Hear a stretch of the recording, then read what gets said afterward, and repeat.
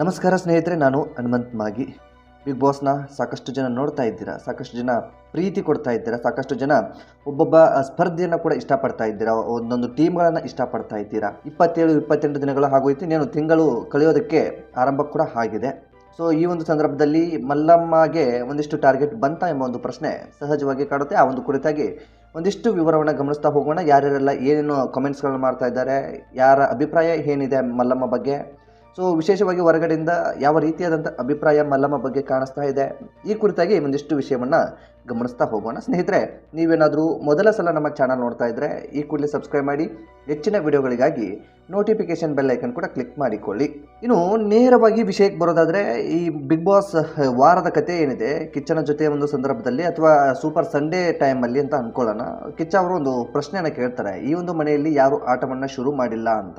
So ಆಗ ಸಾಕಷ್ಟು ಜನ ಹೇಳುವಂಥ ಹೆಸರು ಮಲ್ಲಮ್ಮ ಈ ಒಂದು ಮನೆಯ ಆಟವನ್ನೇ ಶುರು ಮಾಡಿಲ್ಲ, ಈ ಮಲ್ಲಮ್ಮ ಈ ಮನೆಯನ್ನೇ ಅರ್ಥ ಮಾಡ್ಕೊಂಡು ಬಿಟ್ಟಿಲ್ಲ ಅನ್ನೋ ರೀತಿಯಲ್ಲಿ ಒಂದಿಷ್ಟು ಕಮೆಂಟ್ಸ್ಗಳು ಬರುತ್ತೆ. ಇದಕ್ಕೆಲ್ಲದಕ್ಕೂ ಕಾರಣ ಧ್ರುವಂತ್ ಅನ್ನೋ ರೀತಿಯಲ್ಲಿ ಒಂದಿಷ್ಟು ಬಿಂಬಿಸ್ತಾ ಹೋಗ್ತಾರೆ.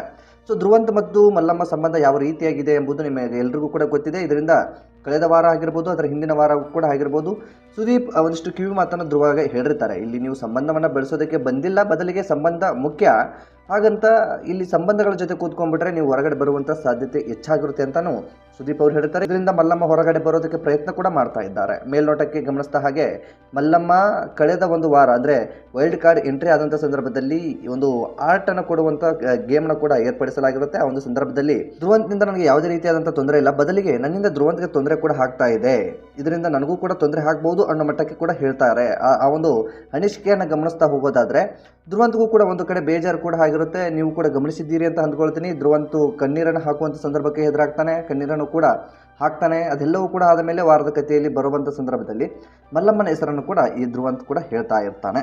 ಸೊ ಈ ಮಲ್ಲಮ್ಮ ಇನ್ನೂ ಕೂಡ ಬಿಗ್ ಬಾಸ್ ಮನೆಯ ಆಟವನ್ನು ಆರಂಭಿಸಿಲ್ಲ ಅನ್ನೋ ಮಟ್ಟಕ್ಕೆ ಕೆಲವೊಂದಿಷ್ಟು ಅನಿಸಿಕೆಗಳು ಹೊರಗಡೆ ಬರ್ತಾ ಇರುವಂಥದ್ದು. ಆರಂಭದ ದಿನಗಳಲ್ಲಿ ಮಲ್ಲಮ್ಮನೇ ಸ್ಟ್ರಾಂಗ್ ಕಂಟೆಸ್ಟೆಂಟ್ ಅಂತ ಹೇಳ್ತಾ ಇದ್ರು, ಆದರೆ ಈಗ ಮಲ್ಲಮ್ಮ ಎಲ್ಲೋ ಕಳೆದೋಗ್ಬಿಡ್ತಾ ಇದ್ದಾರೆ ಅನ್ನೋ ಮಟ್ಟಕ್ಕೆ ಕಾಣಿಸ್ತಾ ಇದೆ. ಮೊದಲಿಗೆ ಬಂದಂಥ ಜೋಶ್ ಈಗ ಮಲ್ಲಮ್ಮನಲ್ಲಿ ಇಲ್ಲ, ಮಲ್ಲಮ್ಮ ಮೊದಲಿನ ರೀತಿಯಾಗಿ ಕಾಣಿಸ್ಕೊಳ್ತಾ ಇಲ್ಲ.